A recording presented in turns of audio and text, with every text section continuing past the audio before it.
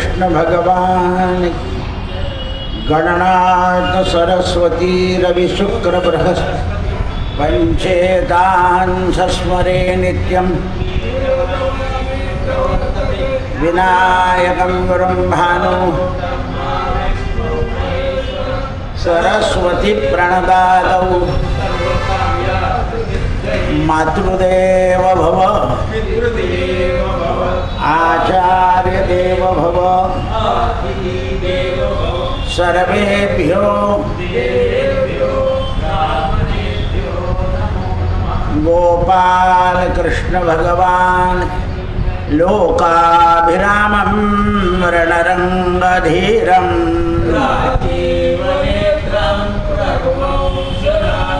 कारुण्यरूपं करुणाकरन्दं मनोजवं मारुततुल्यवेगं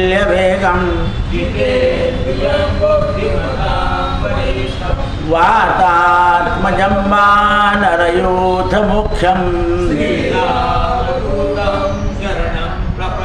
कृष्णाय वासुदेवाय हरये परमात्मने प्रणतक्लेशनाशाय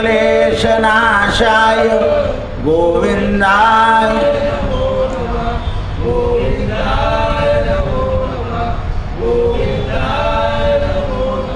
अत्रिपुत्रो महातेजो दत्तात्रेय महामुनि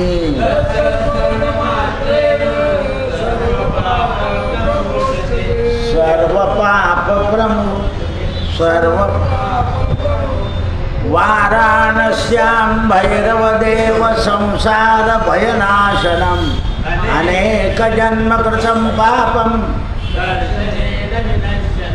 दर्शनेन विनश्यन्ति दर्शनेन श्रीराम जय जय राम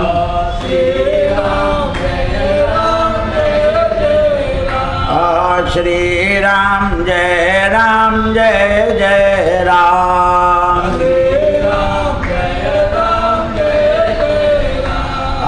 श्रीराम जय जय राम राजाधिराज रामचंद्र भगवान पवन सुत हनुमान की उमापति महादेव नमः पार्वती पतये हर हर महादेव निवृत्ति ज्ञानदेव सोपान मुक्ताबाई एकनाथ नामदेव तुकाराम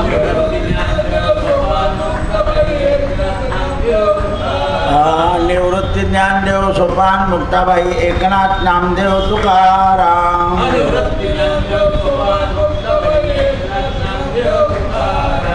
नमः पार्वती पतये हर हर महादेव सीताकांत स्मरण जय जय राम जय जय रघुवीर समर्थ। आज भक्तमाल ग्रंथामध्ये कल्याणजी नावांच्या संतांचं चरित्र आलं आहे। कल्याणजी हे मोठे परोपकारी होते। देवाची पूजा करण्यापेक्षा दुसऱ्यावर परोपकार करणं हे त्यांना अत्यंत प्रिय होतं। मग तो संसारी असो, देव मानणारा असो किंवा देव मानणाराही नसो, त्याच्यावरही परोपकार। आणि भगवत भक्त होते। एकदा एका भक्ताची शेती यवन राजानं दिलेल्या व्याजामध्ये जाणार होती। संयोगानं ते मुद्दल आणि व्याज दिलं जात नव्हतं, कारण शेतामधलं उत्पन्न निसर्गाच्या कोपामुळे येत नव्हतं। त्यामुळे यवनाची द्रव्याची परतफेड या भगवत भक्ताकडून, या ब्राह्मणाकडून होत नव्हती। यवन मात्र ब्राह्मणाला सारखा उपद्रव करीत होता। कल्याणजीला हे माहिती पडलं की हा खूप त्रास देतो, म्हणून त्यांनी आपल्या जवळचं द्रव्य घेतलं आणि त्या भगवत भक्ताला, त्या विप्राला त्या यवनाच्या संकटातून मुक्त केलं. आता मुक्त केल्यानंतर लोकांचं त्यांच्याबद्दल फक्त लोभ प्रवृत्ती झाली. आजच असं नाही.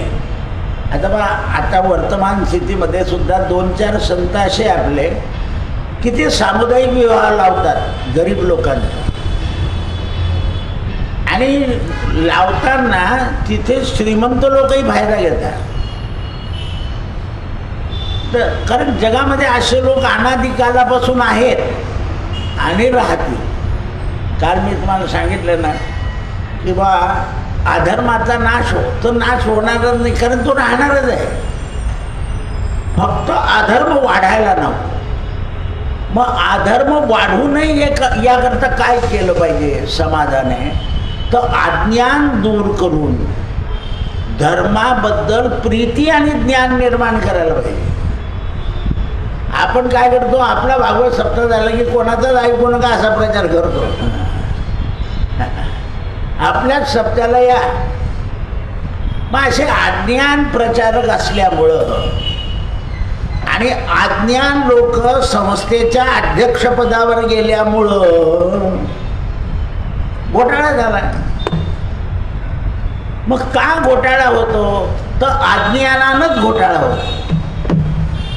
जसं जसं ज्ञान होईल जगात, आपल्याला सुद्धा जसं जसं ज्ञान होईल तसं तसं आपण परोपकार करू आणि परपीडा पासून दूर राहू.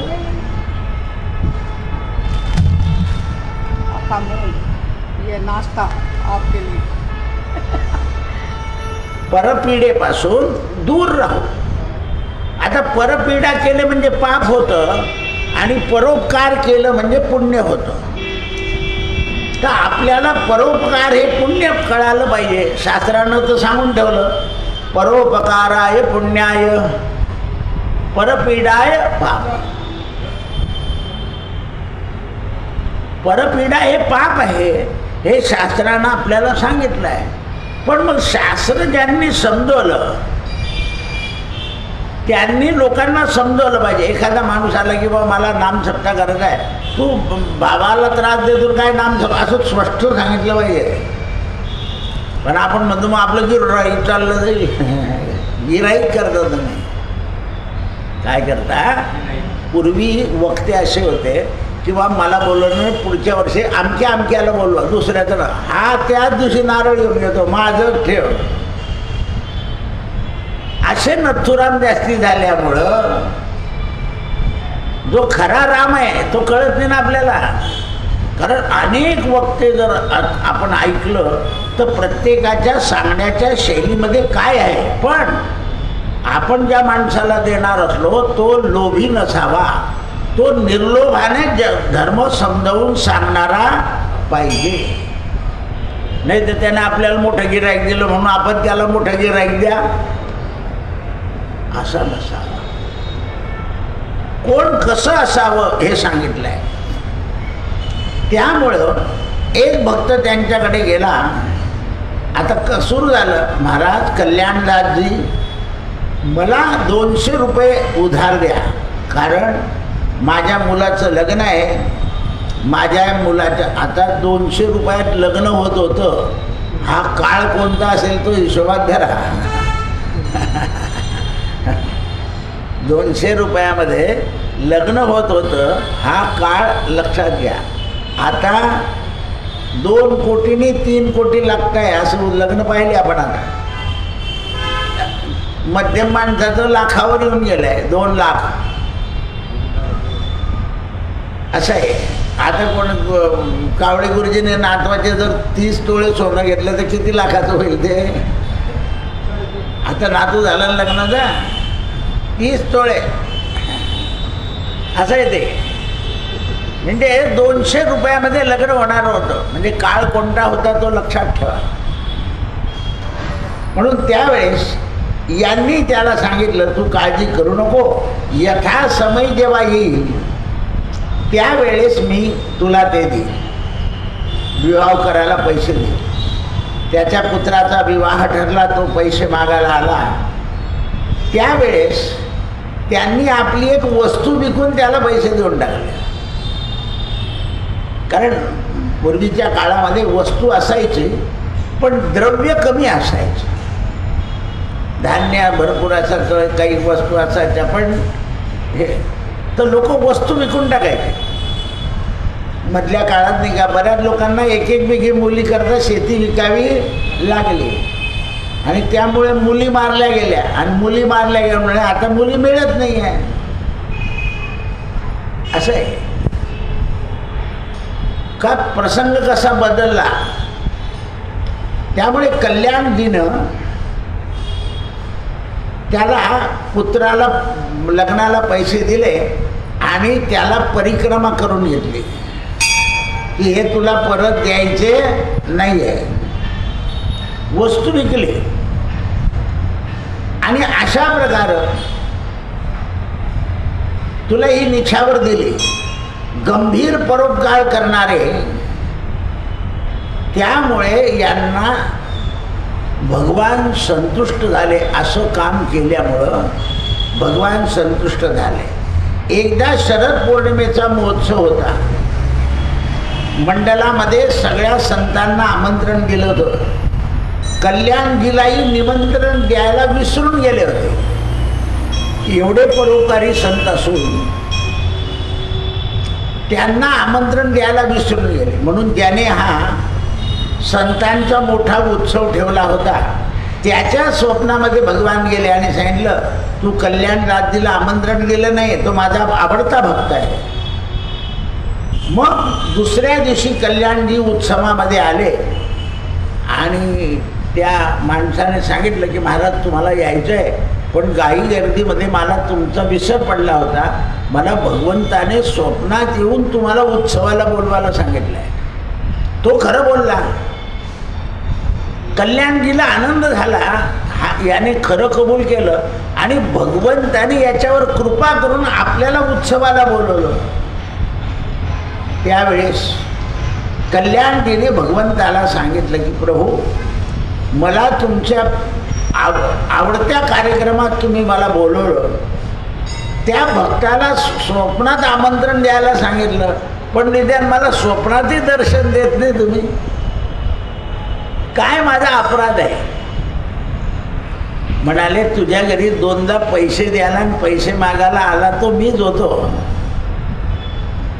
मुलाच्या लग्नाकरता 200 रुपये मागणारा तो कोणी ब्राह्मण नव्हता, मीच होतो. लग्न करून तुला पैसे द्यायला आलो तेव्हा तू म्हणे तुमच्यावर निछावर टाकली, मला प्रदक्षिणा केली, तोही मीच होतो. म्हणे देवा तुम्ही त्या सगळ्या शरीरामध्ये, हे मला माहिती आहे, सगळ्यांमध्ये तुम्ही आहे, रीता ठाव नाही. म्हणून मी प्रत्येक गोष्ट कृष्णार्पण बुद्धीने करत असतो. प्रत्येक गोष्ट कृष्णार्पण बुद्धीने करतो. पण तुम्ही समोर आल्यावर मला जाणीव होत नाही ना की तुम्ही देव आहे म्हणून. म्हणजे जाणीव होत नाही याचा अर्थ माझ्या बुद्धीमध्ये काहीतरी कमतरता आहे. आणि बुद्धिदाता नारायण, बुद्धी देणारे तुम्हीच आहे. तेव्हा भगवान हसले आणि म्हणाले आता मी अनेक शिष्य घेऊन तुझ्या घरी येईन, त्याच्यामध्ये तू ओळखून पाय मला. म्हणे कसं ओळखू. म्हणे एखाद्या माणसाने आपल्याला पैसे दिले तर आपण त्यातली चांगली नोट मागे घालतो, खराब नोट पुढे काढतो का नाही, तसं मला ओळख. संसारातल्या गोष्टी माणूस चाखून पाखून करतो ना. प्रत्येक गोष्ट जी कोरी नोट मागे घातलेली तेही पुढच्या व्यवहारात जाणारच असते, पण आधी कोणती घालवतो आपण, खराब. बरेच लोक खराब पैसे देवाच्या पिंडीत टाकून पटकन मोकळे होऊन जातात. कारण देव काही म्हणत नाही की खोटी आहे की खराब आहे का, तुटलेली आहे का काय आहे. हे लक्षात ठेव. मग एकदा त्याच्याकडे संत मंडळी आली आणि आल्यानंतर एक वयोवृद्ध संतांना याने आपली हे सांगितली की कसं ओळखू देवाला. म्हणजे ज्याच्या पायावर तू डोकं ठेवशील त्यावेळेला तुला रडू आलं की समज हा देव आहे. हे समजून जातो. सगळे संत यायला लागले. देवाने पाहिलं की याला गुरु पक्का भेटलाय, आता आपली गरज नाही आहे. पहिल्याच प्रसन्न होऊन जाऊ आणि मग म्हणजे तर बाकीच्या मध्ये झाल्यावर बाकीच्यांना बोंब फुटेल म्हणून देव पुढे आले. याने पायावर डोकं ठेवल्याबरोबर रडू आलं. रडू आल्यावर म्हणे तुला ज्याने सांगितलं ते गोष्ट खरी आहे. म्हणे हा चल मी चाललो म्हणे. लगेच देव उत्तर गेले. प्रगट झालं नाही. प्रगट गुह्य बोले. प्रगट म्हणजे जे गुह्य आहे ते सांगितलं की देव प्रगट होतो. प्रगट गुह्य बोले. मी कसा प्रगट होतो हे जे गुह्य समजावून सांगितलं ती देवाची कृपा आहे. लोकलय ज्ञानजगी हित नेण्याची कोणी. कोणाला हित नाही कळत, संतांना हित कळत. म्हणून जो आपल्या हिताकरता जागा राहतो तोच श्रेष्ठ आहे. आपुल्या हिता असे जो जागा, धन्य माता पिता तयाचे. कारण जो आपल्या हिताकरता जागतो तो आपल्या माता पितांचाही उद्धार करतो. म्हणून सर्वेश्वर भक्तमाल ग्रंथामध्ये या कल्याणदासजीचं नाव फार मोठं आहे.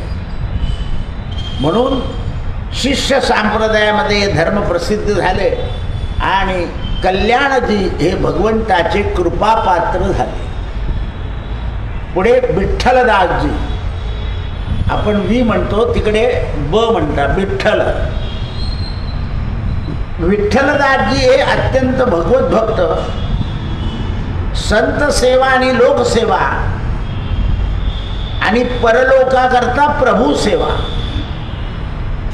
या लोकामध्ये संत सेवा करीत होते आणि परलोकीच्या प्राप्तीकरता देवसेवा करत.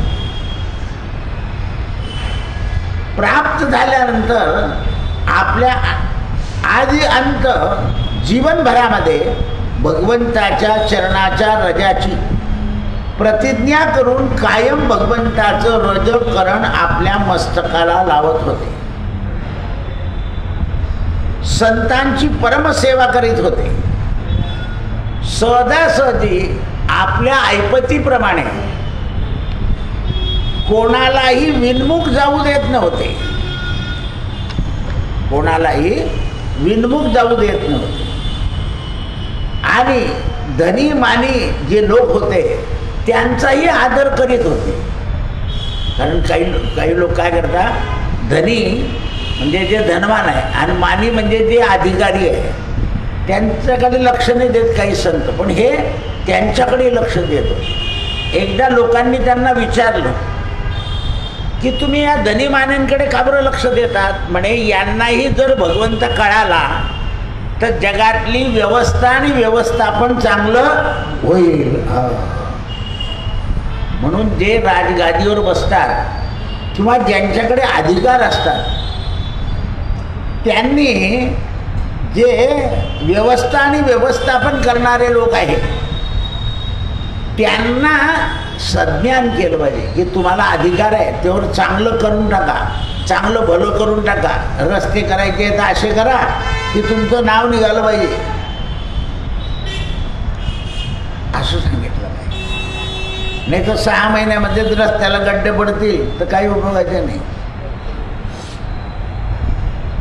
म्हणून याच्याकरता हे धनी आणि मानी या लोकांची सेवा करत असत. त्यांच्याकडून देवाची पूजा अर्चा करून घ्यायची आणि देवाला प्रार्थना करायची की याला सद्बुद्धी दे आणि समाजाचं चांगलं काम होऊ दे. आणि आपलं भाग्य समजलं पाहिजे प्रत्येकाला. लोक कधी भाग्याच्या पलीकडे इच्छा करतात. म्हणून जगात अति श्रीमंत लोक सुद्धा सुखी होत नाही.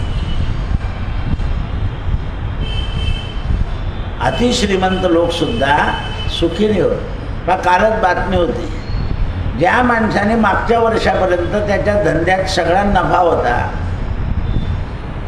तो मनुष्य जाऊन अजून वर्ष व्हायचं आहे, त्याच्या दोन्ही जे वारस त्यांना चिंता पडली की काय होईल आपलं. म्हणजे 8 महिन्यामध्ये धन कसं विखरून गेलं बघा.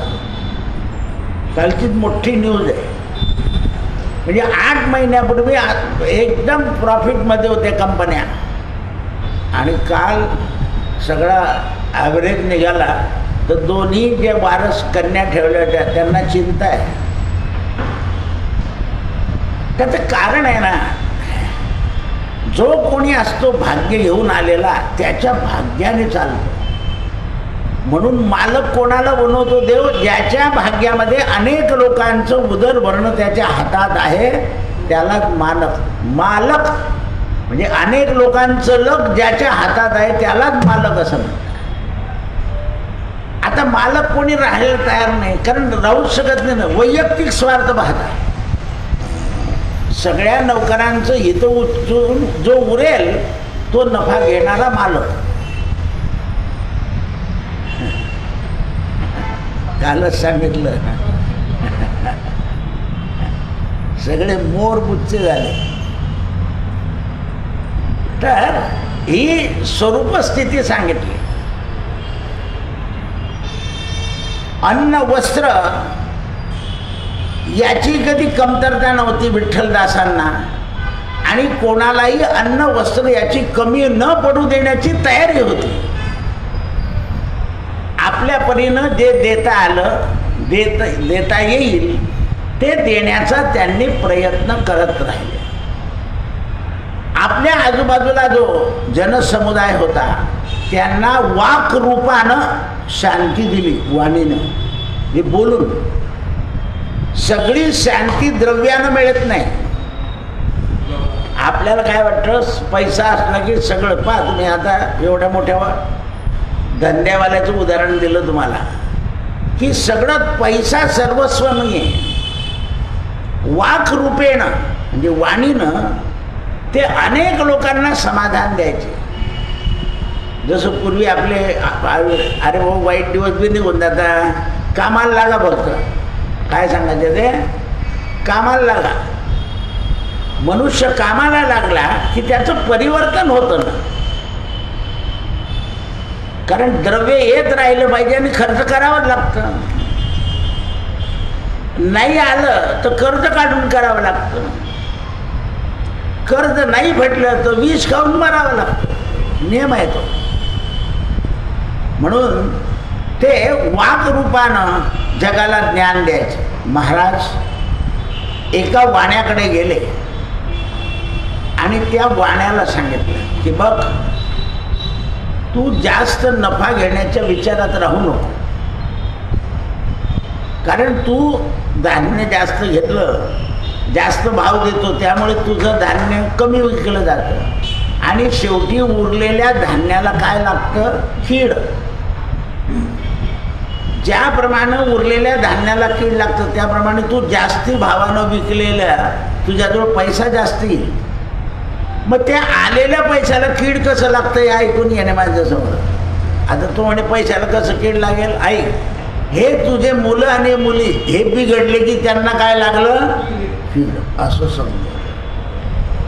पहा तुम्ही आज पहा, सगळी नवीन पिढी जी आहे ती आलेल्या आयत्या पैशामुळे फक्त हौस आणि मौज या दोनच गोष्टीवर लक्ष देते. असे फटाके फोडायचे की ते आकाशात आवाज दिला पाहिजे त्याने. किती रुपयाचे आले तर म्हणजे 10,000 रुपयाचे. असं आहे. फोडू नये असं नाही आहे, पण किती रुपयाचे फोडायचे हे लक्षात ठेवायचं. कोण 10,000 रुपयाचे फोडेल? ज्याच्याकडे विनाश्रमानं द्रव्य आहे तोच फोडेल. श्रमाचं द्रव्य इतकं फोडू शकत नाही. म्हणून त्यावेळेस त्यांनी वाकवाणीनं लोक हुशार केले आणि तुमचं आचरण सुधारलं की असं समजायचं की तुमच्यावर प्रभू कृपा झाली. कसं समजवलंय बघा, प्रभू कृपा झाली.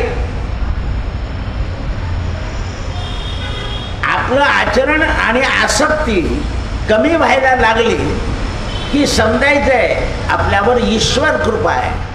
आणि जोपर्यंत अनाठाई कर्म करतोय, आपण अनाठाई खर्च करतोय, दीनदयाळ यांचा विचार करीत नाही, तोपर्यंत समजायचं आपल्यावर ईश्वराची अमोघ कृपा आहे. काय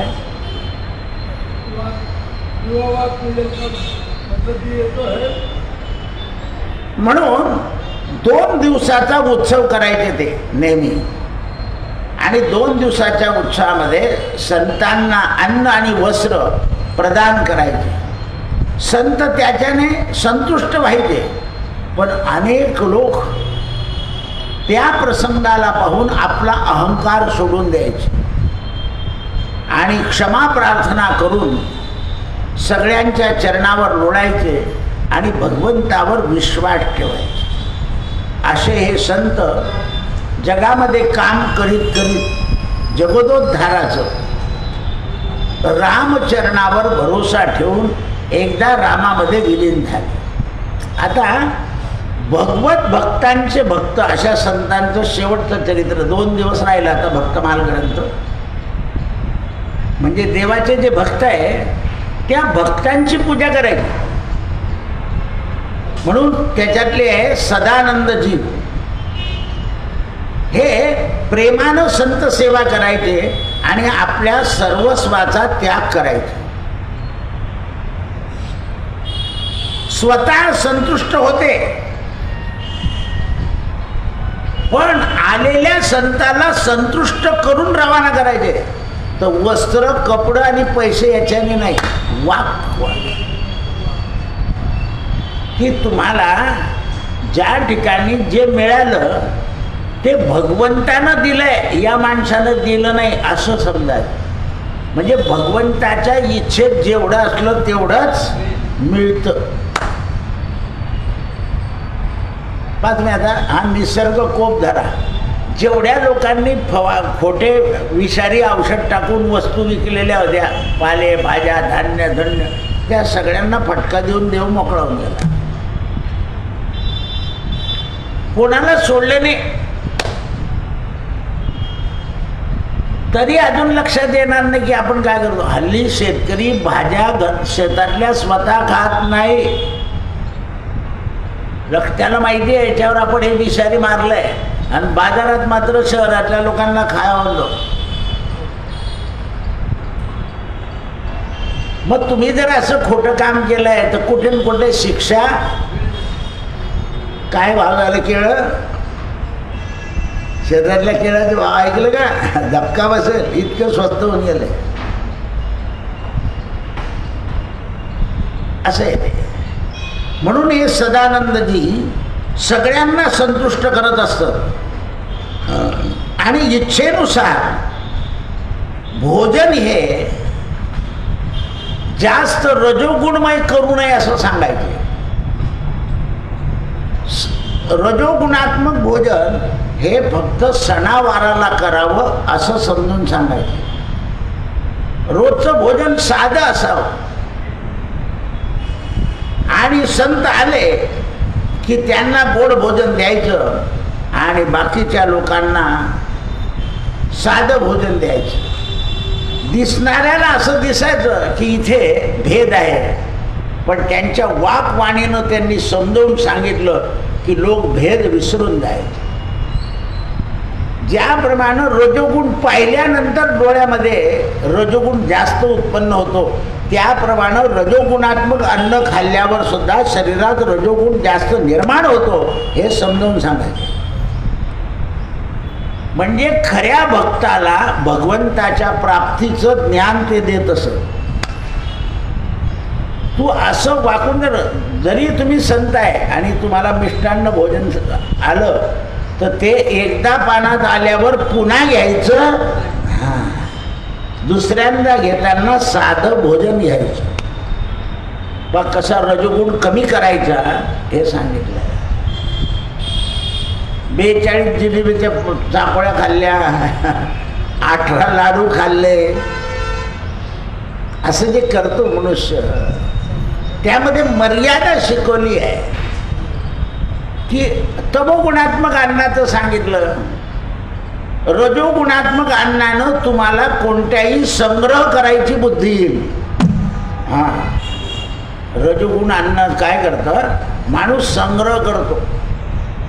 रस्त्यात सापडली टाचणी सुद्धा आपल्या याला खोचून गेलतो. सत्वगुणात्मक महात्मा काय घेतो, उचललेली टाचणी बाजूला ठेवून देतो. रजोगुणात्मक माणूस म्हणतो कामात पडेल. पूर्वी त्या याच्या पुठ्ठ्याच्या टोप्या होत्या ना, ते म्हातारे लोक त्या टोपीत खुचून यायचे. ते बाया बांगड्यांमध्ये घालून यायच्या. रजोगुण असा आहे, तो संग्रह वृत्ती वाढवतो.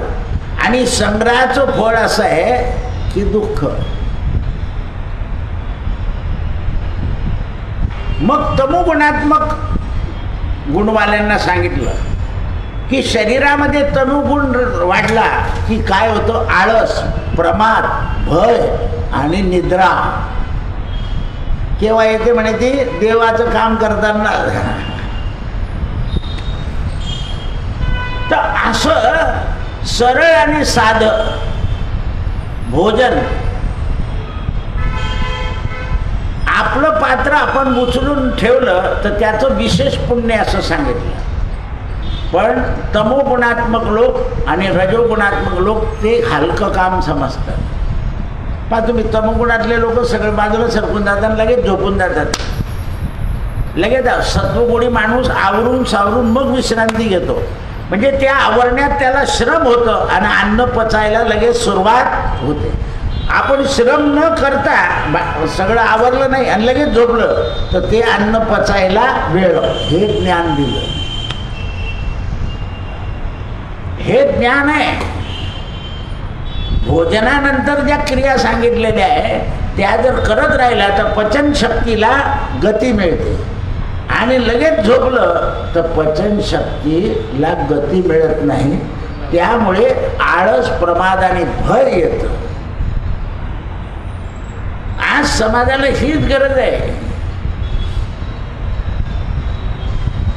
जास्त लोक असले तर काम विभागून घ्या, पण काम करून मोकळे व्हा.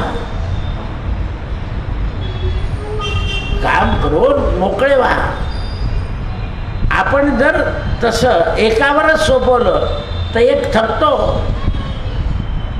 हे ठीक आहे तिकडे, आणि एक थकला की मग त्याला ते जड जातं. अशा प्रकार हे सदानंदजी म्हणून त्यांचं नाव काय होतं, सदानंद, ज्यांना नेहमी आनंद आहे असे.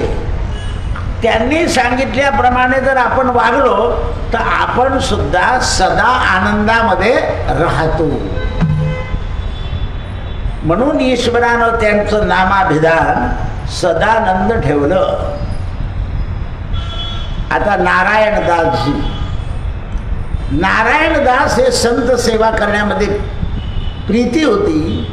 एकदा एक राजा त्यांच्या आश्रमाच्या समोर हिरवे नवीन वृक्ष कापून काढा, तिथे आपल्याला काही करायचं आहे असं राजाचा हुकूम होता. नारायणदासजी संत हे राजाच्या सेवकांना म्हणाले इथले झाडं कापायचे नाही. म्हणे राजाने कापायला सांगितले, मला मारा आणि मग झाडं कापा.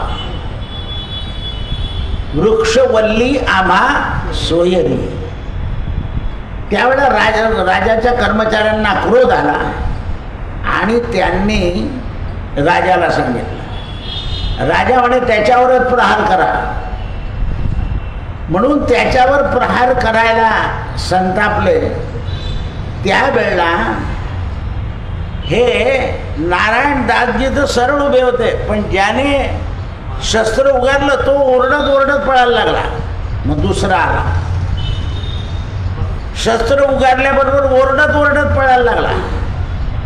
तिसरा आला, शस्त्र उगारल्याबरोबर राजाचे दुसरे शिपाई आले. त्यांनी पाहिलं की हे सगळं ओरडतात आहे. राहून राजाला सांगितलं की तुम्ही समक्ष या. तर राजाने सुद्धा शस्त्र घेतलं आणि मारायला गेलं तर राजाही ओरडायला लागला. तेव्हा त्यांना कळालं.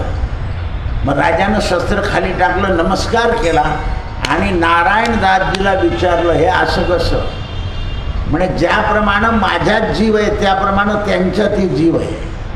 मी त्यांच्यात जीव आहे जाणतो, तुम्ही जाणत नाही, म्हणून तुम्हाला ती देव शिक्षा करतोय की ते सुद्धा निरापराधी आहे. त्यांनी तुमचा काही अपराध केला नाही आहे.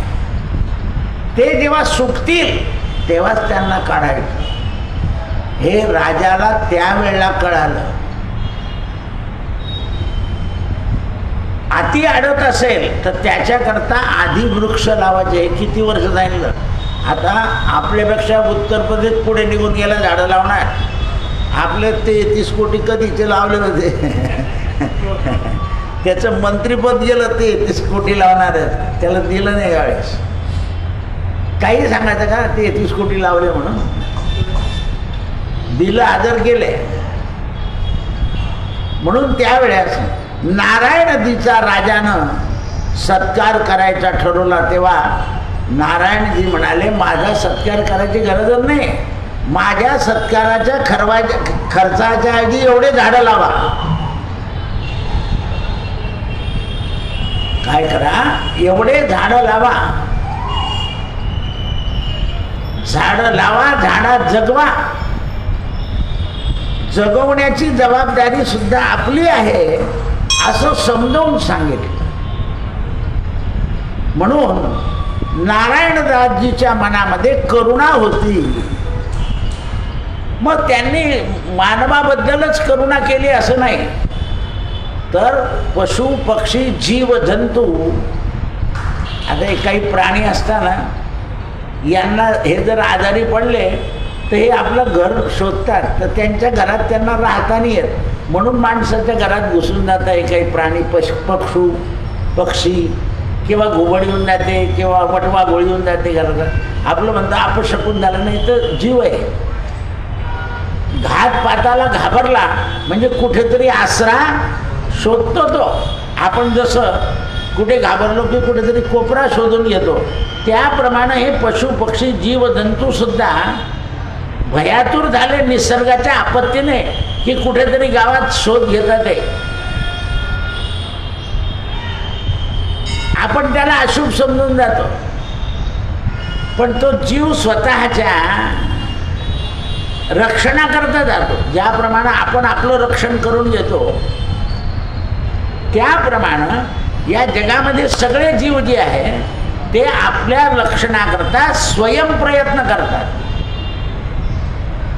त्यावेळेस तर मनामध्ये करुणा आली पाहिजे. मग ही करुणा येईल कुठून? तर परमेश्वरापासून. करुणा पारावारा वरुणालय गंभीरा नारायण नारायण जय गोविंद हरे. म्हणून अशा प्रकारे सर्व प्राणी मात्रांबद्दल करुणा करा आणि करुणेच्या योगानं सुख करा. पुढे शंकरजी नावाचे एक संत झाले. हे सुद्धा संत सेवेमध्ये अग्रेसर होते. यांच्या घरी साधू संत आले की आधी ते दंडवत घालायचे, मोठा नमस्कार करायचे, मग त्यांना विचारायचे तुम्हाला गव्हाचा आटा पाहिजे का ज्वारीचा आटा पाहिजे? जो ज्वारीचा आटा मागेल त्याच्या चरणावर परत मस्तक ठेवायचे. म्हणजे त्याला काय खायचं आहे? सत्वगुण. मग त्याला विशेष प्रधानत्व द्यायचे, कारण ज्याची सत्वगुण खाण्याची इच्छा आहे त्याच्यामध्ये देव जास्त विराजतो असं त्यांची भावना आहे. कारण परमात्मा हा सत्वगुणाच्या सहवासात आहे आणि सत्वगुण हा भगवंताच्या सहवासात आहे.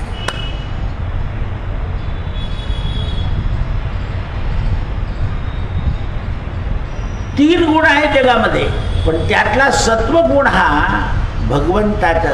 पहा आता भात आहे, भात दुधाबरोबर खाल्ला सत्वगुण, तोच भात तुपाबरोबर खाल्ला तर रजोगुण, आणि तोच भात नुसत्या दह्याबद्दल खाल्ला तर तमोगुण. तांदूळ सत्वगुणी आहे, पण त्याला एकाच दुधातलं वेगवेगळे प्रकार मिळाले, कारण सगळ्यात प्रकृतीला दही पेलवेल असं नाही आहे, म्हणून ते तमोगुण झालं. तूप कोणत्याही प्रकृतीला पेलवतं, म्हणून ते रजोगुण झालं. आणि दूध मात्र पण दुधात साखर टाकून किंवा गूळ टाकून खाल्लं की झाला रजोगुण, तो दूध भात. आणि तमोगुणवाला काय करतो, तेही खातो लोणच्याचा खारे, तो तमोगुण. खातो दूध भात, पण त्याच्याबरोबर खातो खार, म्हणजे तो तमोगुण. म्हणजे जो सत्वगुण आहे त्यालाही तमोगुण केलं जातं. म्हणून अशा प्रकारे उपदेश द्यायचे आणि दोन्ही आटे वाटायचे. त्याप्रमाणे बरेच संत त्यांच्याकडे जेवून सत्वगुणात्मक म्हणजे जिवारीच्या आट्याकडे जास्त वळले. आणि वळल्यानंतर त्यांच्या लक्षात आलं की जिवारीच्या भाकरी खाल्ल्यानंतर भजन खूप प्रेमाने होतं,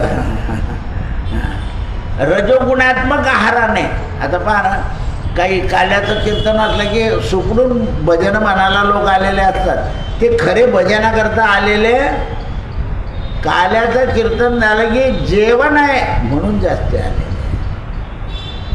मग काल्याच्या कीर्तनाला कोणी जेवायचं नेम काय आहे, तर ज्याने 7 दिवस कीर्तन ऐकलं त्यानेच. पण गर्दी केव्हा होते असं आहे. मग जेवणाकरता आलेले लोक वेगळे, भगवंताच्या 7 दिवसाच्या संकीर्तनाकरता आलेले लोक वेगळे. आणि इथे भगवंताचं संकीर्तन ऐकून चांगलं घेऊन गेले ते लोक वेगळे. म्हणून प्रत्येक ठिकाणी त्रिवर्गीय आहे. एक वर्ग जगात चालणारच नाही. जगामध्ये 3 वर्ग असतात. पण ज्या वेळेला रजोगुण वाढतो आणि तमोगुण वाढतो त्यावेळेला या सत्ववृत्तीच्या लोकांना त्रास होतो. म्हणून जगामध्ये अधर्म वाढू नये असं वाटत असेल तर रजोगुणाला मर्यादा आणि तमोगुणाला खच्चीकरण. जसा जसा तमोगुण जगात कमी होईल तसा तसा सत्वगुण उदयाला येईल. आणि सत्वगुण उदयाला आल्यानंतर माणसाची स्वरूप स्थिती होईल. पुढे राम उपासक लाखाजी झाले.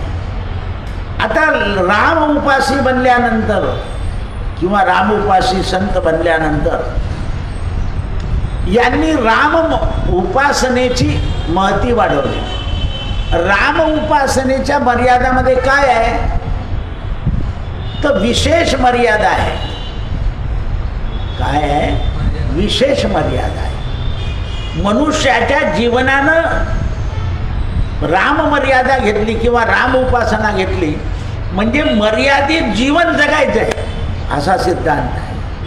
म्हणून लाखाजी हे मर्यादित पुरुषोत्तमाचा नियम द्यायचे. आणि मर्यादित पुरुषोत्तमाच्या नियमानं लाखाजीकडे लोक येऊन सत्वगुणी झाले. जे क्षत्रिय होते त्यांना सत्यवचनी बनवलं. तुम्ही काही भजन पूजन करू नका, तुम्ही सत्यवचनी बना. क्षत्रिय सत्यवचनी असला की व्यापारी आणि नौकर वर्ग सुद्धा सत्यवचनी होतो. पण राजात जर असत्यवचनी असला दल बदलू, आता काही तर उद्या काही तर परवा काही, तर मग यथा राजा तथा प्रजा. म्हणून त्यांनी लाखाजींनी भगवंताचं ते हरिदास देवाचार्य यांचे शिष्य होते. त्यांच्या गुरुचं नाव आहे हरिदास देवाचार्य. दास होते पण हरीचे, आणि हरीचे दास असल्यामुळं त्यांची स्वरूप स्थिती मंगलदायी होती. कारण जगामध्ये हरीच्या दासांना मार्गदर्शन करणं आणि सदोदित हरीच्या दासांकडून जगदोद्धार करणं हे कार्य त्यांच्या अंगी होतं. आणि म्हणून लाखाजीनं जगामध्ये काय धर्म स्थापन केला तर सद्धर्म स्थापन केला. कृष्णार्पणमस्तु. सत्यगुरु राये कृपा मज केली, परिणाई घडली सेवा काही. मस्तकी तो जाणा ठेविला.